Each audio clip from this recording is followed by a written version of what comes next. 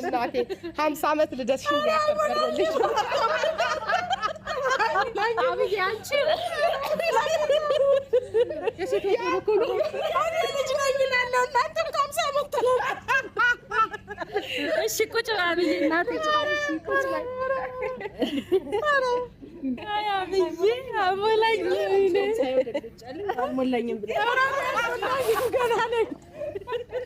ገና 30 ዓመት ነው ችግር አለ ብዙ 30 ዓመት ነው 30 ዓመት ብትልም የሚያሳምን ሁኔታ ላይ እንዴ